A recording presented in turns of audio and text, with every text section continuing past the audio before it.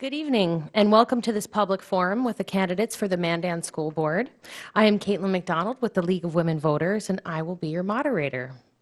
This candidate forum has been organized by the League of Women Voters of Bismarck-Mandan and is co-sponsored by the Bismarck Tribune and Dakota Media Access. The League of Women Voters is a nonpartisan organization that promotes the informed political participation of all citizens in their government. The League does not endorse or oppose candidates or political parties. There are two candidates running for election for one open seat on the Mandan School Board, and both of them have joined us here tonight. They are Darcy Jangula Randall and Kema Huvestal. The audience here tonight, June 2nd, is invited to submit questions on the index cards provided, and viewers and listeners may phone or text in questions for the candidates. The number to call is 667-3237, or text may be sent by texting the code BMLWV to 222333. That number is 22333. This is intended to be a respectful exchange of ideas. Our purpose this evening is to provide voters with the information about the candidates and their positions on issues that affect the people of Mandan. So now let's meet our candidates. You each will have 1 minute to tell us why you are seeking election to the Mandan School Board. We will start with Ms. Darcy Jangula Randall. Hi. My name is Darcy. I live and work in Mandan. I grew up in Mandan. I graduated from Mandan, went to college originally at Bismarck State, and then later on, have always worked here. Later on, went back and got my nursing degree in Colorado and came back. And I've been working as a school nurse the past 3 years, and I have encountered some concerns that I think should be looked at with the Mandan School District. So that's my big reason for running. Thank you. Ms. Huvestal? Yes, hi. My name is Kema Huvestal. I just resigned as my position at Mandan Public Schools as a teacher, and I have 3 kiddos that will be coming to the school district and would like to continue to be part of the education process for those decision-making process for my kids and for all the kids that are in our Mandan Public Schools. I've been in education for 10 years, and so just resigning is kind of it's a tough situation to be done, thinking I'll be done, but being able to have the opportunity to continue to be in education, it will be great. So I'm excited to go down a different route and see where that takes us. Thank you so much. And now we'll move on to the questions. These questions have been developed by the League of Women Voters, the Bismarck Tribune, our in-house audience here tonight, and viewers at home. For our audience here to submit a question, please use the index cards provided. Viewers may submit questions tonight, June 2nd, by phone at 667-3237 or by texting the code BMLWV to the number 22333. Candidates have not been given advance copies of these questions, and each candidate will have 30 seconds to respond to each question. Please comply with our time restrictions so that we can get to as many questions as possible tonight. Our timer will let you know when you are down. Oh, excuse me. I believe we have 1 minute for each question. We'll have 1 minute for each question, and our timer will let you know when you are down to 30 seconds, and then 10 seconds, and then stop. Our first question will be going to Ms. Huvestal first. And our question is, Mandan Public Schools has seen a significant increase in students within the last few years. What steps should be taken to accommodate the growth? Yeah, I think we have to really look at where we have, what our capacity are in all of our schools and decide maybe where we can move people around, where we can add people to, maybe looking at our boundaries to decide what we can do. And with the growth that we're having, which is great for Mandan, we as a community might have to look at a new school at some point down in some areas. Having Red Trail worked out well, but we can still see that we still have a lot of areas that we could have a lot of kids in classrooms. And if we as parents want to have smaller classrooms, we also have to look at what we will need to do for that need. And that could be another school, that could be moving kids, changing boundaries, things like that. So I think we just have to look at what we have and go from there. Thank you. Ms. Jangula Randall? I agree a lot with Kama. With the building of Red Trail, there was some schools or students that were moved around, and some of the smaller schools now have smaller classrooms, which if I was a parent, I would most definitely want my kids in. But there's some room in some of those schools for additional students at this time. And then I know that Mandan Public School District still has school land available for building a new school at some point in the future, and so I think that's an opportunity down the road also. Thank you. Our next question will begin with Ms. Jangula Randall this time. What is your philosophy on providing support services for students, such as a food pantry and access to a social worker? I actually am quite passionate about that. For my job right now, we distribute food out to families once a month through Aid Incorporated, and some of those boxes actually end up going to students if we have an overflow. And then if we have families that are in need of food services, we have the means to direct them to where they can get it. And so I really do think that's a great need in the community, and I think with some of the homes that I go into, people aren't as aware of the need in the community that they should be. And the social worker or a counselor, I think, is a great idea. I had to, with my stepson, he had some additional needs this year and had to repeatedly knock on the school's door to say, hey, would somebody check on him? Would somebody check on him? Would somebody check on him? And so I think that every school, every student should have ready access to a social worker or counselor. And then I also think that all the needs for their food should be addressed. And sometimes I think I see what we run out of food for the backpack programs and stuff on too often. Thank you. Ms. Huvestal? I also agree with the food pantry. There's a great need in our district for kids that need food at their houses and on the weekends, and being able to provide that for them is beneficial. You can see the kids now, they get so excited when they could take their food baskets home or their food bags home, and that's just wonderful to see that they're excited and every week they ask for it. And as a parent also, and seeing that there are people in our community that are needing it, it's a great thing to think that we can help them out if we can in our community. As far as social workers, having access to a social worker, being in the district, I've seen great things with having a social worker in our school. Kids have access to that, parents have access to it, to be able to help with whatever they need prior to it going even farther, if it needs to go farther, or getting the help they need, having access to resources that they might need, housing or gas or anything like that. Being able to provide that for them would be wonderful. So I think it's a great thing to continue with our food pantry and having access to a social worker. Thank you. Our next question will begin with Ms. Huvestal this time. What ideas do you have to ensure the administration and staff have the necessary training and resources that help students achieve learning standards?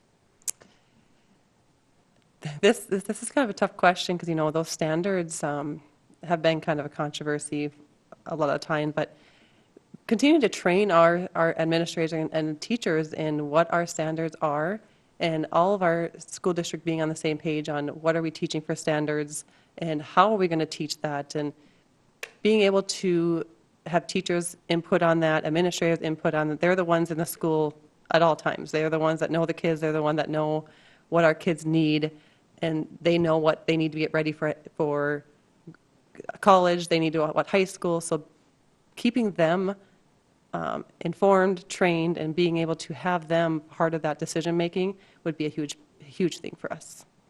Thank you. Ms. Jangula Randall?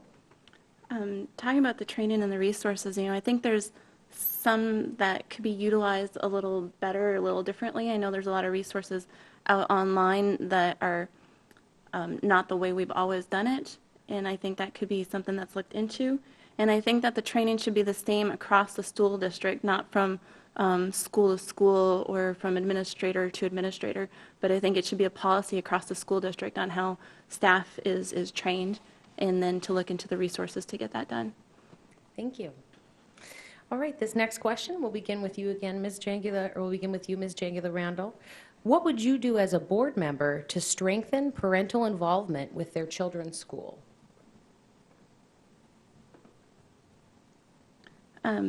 We just recently or my stepson got the invitation for the middle school to have the parent picnic lunch with them. I think more things like that would be great. My husband and I have not received a lot of invitations to be involved, and so I think that's something that could be really encouraged. You know, we don't get those invitations to come do a parent-teacher night, and I don't know if it's different at the middle school because I know that there's PTO and organizations for the elementaries, but you know, to incorporate maybe some more community activities, you know, and I think it would be great to do like the family fun nights to get community involvement and also that time spent with the parent, the student, and the administrator or the school staff. Thank you. Ms. Huvestal?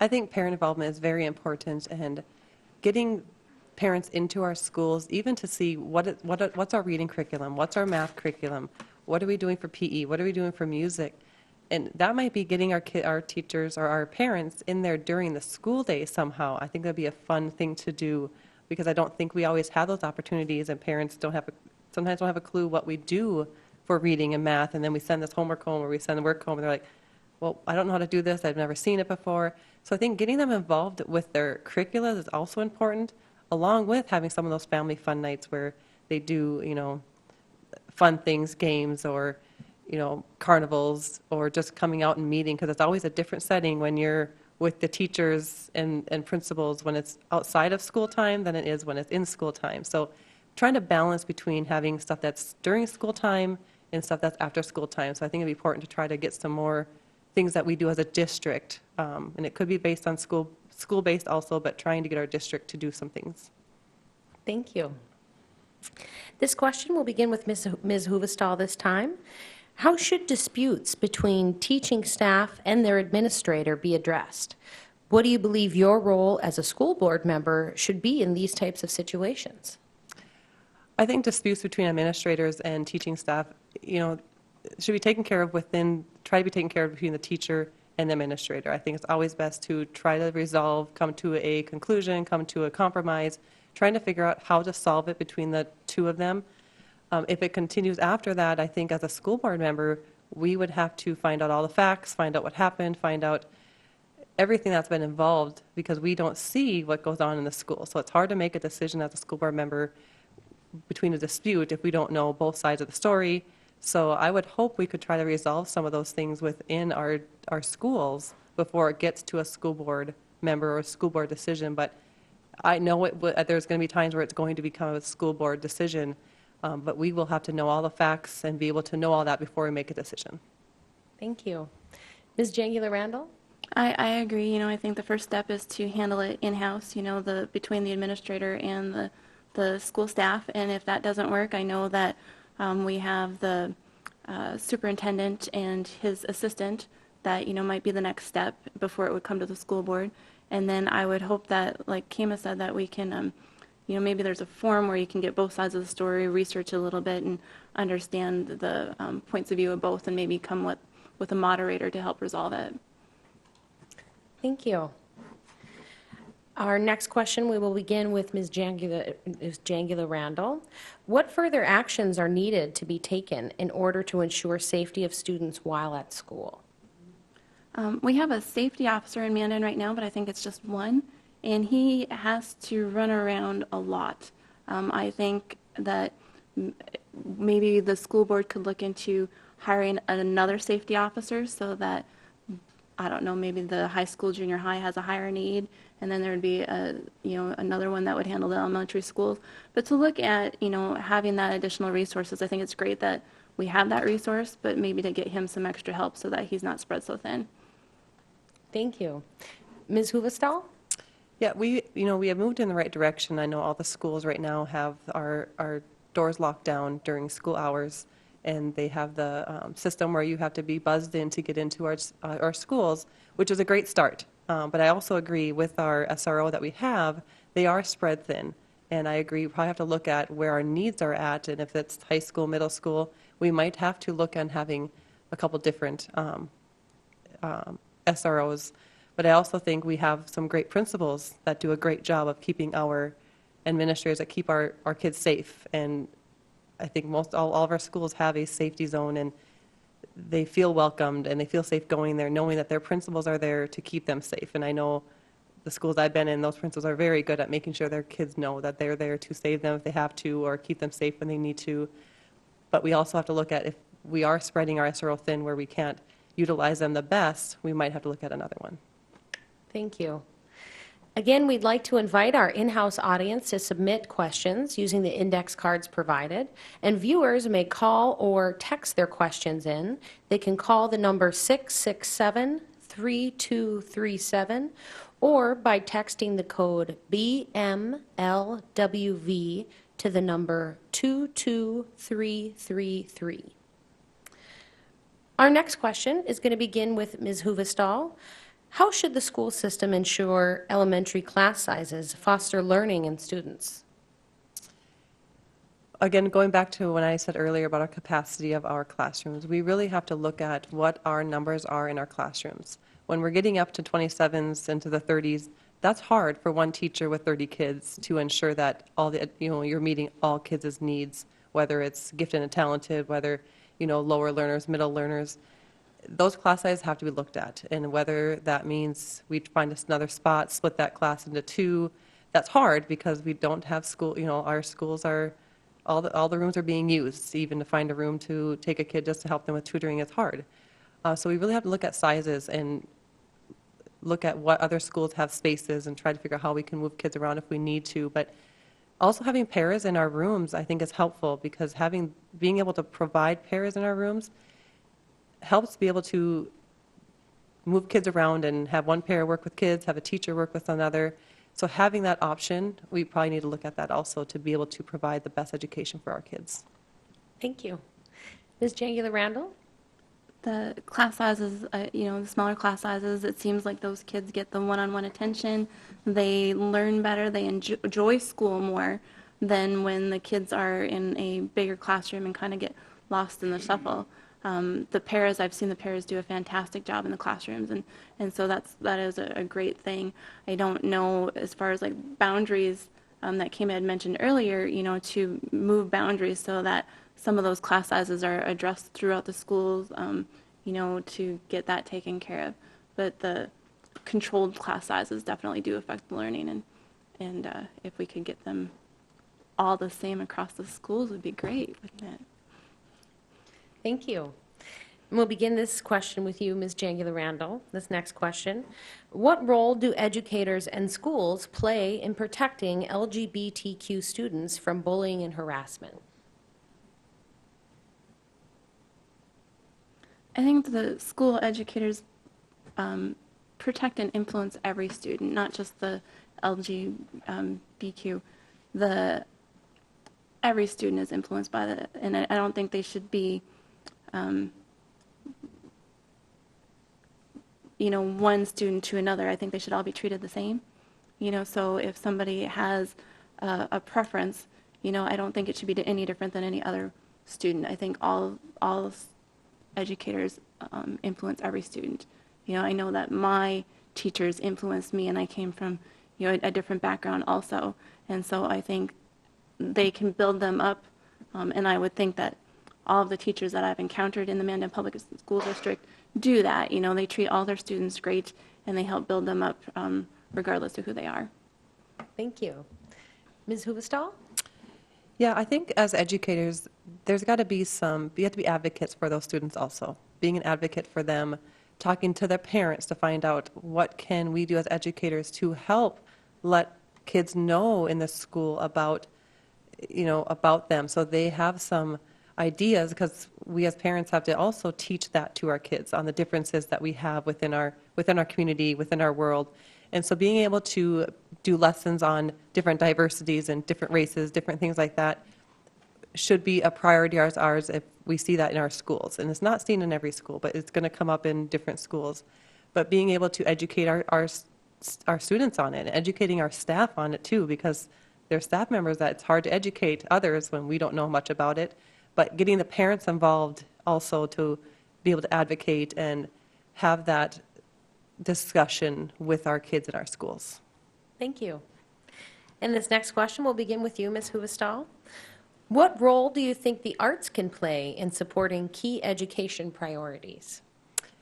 You know, I think the arts with our music, music and our artistic value, we really have to bring that back to a different level. We have kind of let that go, and there are some kids out there that are so artistic and have such passion for arts and music and all that, and seeing that go away is hard because I think it plays a value in learning how things work and being able to make things on your own and it's yours, and having a value that you did something, no matter if it's the best art you did, it's yours. And we have to be able to say, that is great art. I mean, we've had people that are artists that made something and now they make millions of dollars off of it. Kids have to learn how to do those things. So I think we have to really look on keeping those into our curriculum. Thank you. Ms. Jangula Randall? I think Kim hit the nail on the head when she talked about how passionate some students can be about their art. And I think when you have passionate students, they do better in school, they do better in their community. So I think it is really important that in education, when students can be encouraged in the arts, it's just when you get passionate students, you get passionate members of your community, and you get students who are more involved in their education, and they just do better. Thank you. This next question will begin with Ms. Jangula Randall this time. What strategies should be used to meet the needs of children with varied needs?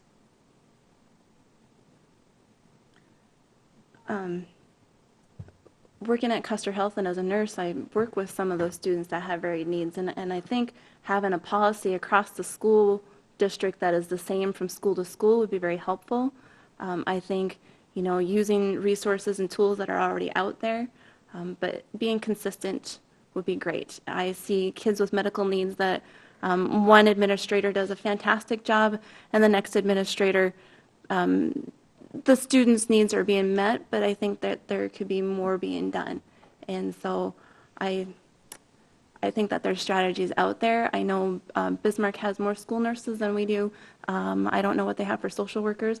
I think the social worker in Mandan does a fantastic job for also addressing school needs, but there's only one, and she's spread pretty thin too. So I think that's something that would be great to be looked at. Thank you. Ms. Huvestal? Looking at needs, there's a big spectrum of needs. You could look at kids with learning disabilities. You can look at kids with that are ID, ED. Then you have kids that just have needs throughout the day that they need help with. And I think we really have to look at how are we going to meet those needs and what staff in the schools need to be ready to help those kids with the needs. I know in Mandan they have different they have different schools that have our LD programs, our ED programs, our ID programs, and I think that's great because they're the experts. They went to school to be the experts, and same with our nurse. They went to school to be the experts. So having them available in our schools is great because they know more than we will ever know on how to deal with a kid, whether it's diabetes or anything like that. So just keeping all of our staff, administrators, anybody up to par on all the different needs that we come across and having them have the knowledge to be able to deal with those as they come up throughout the school. Thank you. Again, we'd like to invite our in-house audience to submit questions using the index cards that are provided, and viewers may send in their questions by calling the number 667-3237 or by texting the code BMLWV to the number 22333. That's tonight on June 2nd. We have a few more questions for you tonight. This next one will begin with Ms. Huvestal. While the goal is that learning is fostered in a safe and healthy environment for all children, teachers, and staff, sometimes it is difficult to find balance when a student may do harm to him or herself or others. What is your philosophy regarding seclusion and restraint in response to a student harming self or others? Well, I have a degree, I have a master's degree in special education. I have actually worked with behavior for the last 10 years. So this is this is what I deal with on a daily basis. So having seen this throughout my 10 years, it's a last resort. I mean, kids that harm themselves, kids that are harming others, our last resort is to, when we have quiet rooms within our school district and within our schools, but that's our last resort. We have been trained in how to de-escalate, making sure our teachers are all trained would be great, and making sure administrators, paras are all trained in how to de-escalate kids and how to properly, if we have to move them somewhere, move them. But like I said, our last resort is to put hands on kids, and as a parent, I would also advocate for that to be the last resort. But knowing that even as a parent, when they are harming themselves in my house, or they're harming if my kids are we have to move them at times. But like I said, we have to use that as a last resort and use all other resources available prior to doing that. Thank you. Ms. Jangula Randall? Even as a nurse, that wasn't something that was first, up in the hospital, was using restraints and seclusion. It's not something that you want to do. I agree with Kim as far as a last resort. I agree with, training across the board for not just the counselors and the special ed people, but the teachers and the secretaries and the administrators across the board for training to recognize the signs and symptoms as to possibly to head it off, be proactive and preventive, head it off at the pass instead of hitting that escalation point, or when students are self-harming. A lot of times you can see that something triggered them, something's coming that way. So what can we do ahead of time so that it doesn't get to the point where we need seclusion and restraint? And that's all in training. Thank you. We have one more question for you this evening, and we'll begin this last answer round with Ms. Jangula Randall. Our final question tonight is, what do you believe is the most pressing issue for the school district, and what is your solution? Oh boy, I think there's a lot of pressing issues for the school district, so I don't know that there's just one. The one that I'm the most passionate about is that the Mandan School District needs more school nurses. And I think it just needs to be looked at as far as how the money is spent. The tax base in Bismarck is not as big of a difference for how they staff their nurses. There are options out there, including billing Medicaid, getting grants, that I think that we could really get nurses into the schools to help provide for better health and safety for our students, and then that also provides better health and safety for some of the educators and staff. So that's the one I'm most passionate about. Thank you. Ms. Huvestal? I look at it as a parenting perspective is I think we have to get our parents involved. I think there's got to be a way for us to have more involvement from parents. And again, in learning all those things that we do as a school district and learning at what we do at each school. So I think that's a pressing issue that we have to figure out, because you go to some schools and there's 2 people on the PTO, and you go to another and there's 20. So I think we have to get them involved so they are open to what we are doing and have some say in what's going on in their child's education. So we aren't, as teachers or administrators or school board, making those decisions. Parents also have a say in what we do in our school district, whether they know that or not, they do. So I think we need to have their involvement, because without the kids, there wouldn't be a school district. So we need them involved. So I think that would be a huge thing to do. Thank you. Candidates, thank you so much for being here tonight. You will now each have 1 minute to provide a closing comment, and Ms. Huvestal, you can go first. Okay. Well, I'd like to thank the League of Women Voters for putting this forum on. I think it's a great tool for our voters to be able to see our views on things. But it would be a great honor to serve on the Mandan School Board, being part of the team that helps make those decisions that affect my children, that affect all the students in Mandan. It's a great opportunity to be able to do that. So it's just been a great opportunity to do this. So thank you. Thank you. Ms. Jangula Randall? Again, thank you. Kema said it really well. She is a fantastic person, so I really do not enjoy running against her, because I really like Kema, and if she wins, I will be excited for her. If I win, I would really like to draw on her resources and knowledge, because she has a wealth of them. I really enjoy being an advocate. for students, for the community, and I would like to be an advocate for the school district, and so that's why I'm running and to give back to the community and help that out. Thank you so much. I wish to also thank the Bismarck Tribune, Dakota Media Access, and the volunteers from the League of Women Voters for organizing this forum. Thank you to the viewers at home and to the audience members here tonight for taking the time to learn more about the candidates and the issues.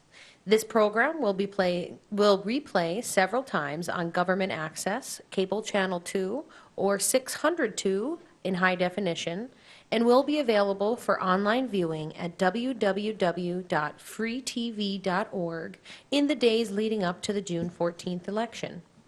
Before we close the candidate forum, we remind you that you will need a form of identification to vote in North Dakota. You can find identification requirements and additional voting information on the websites or at the offices of your county auditor or the North Dakota Secretary of State. Thank you and good night.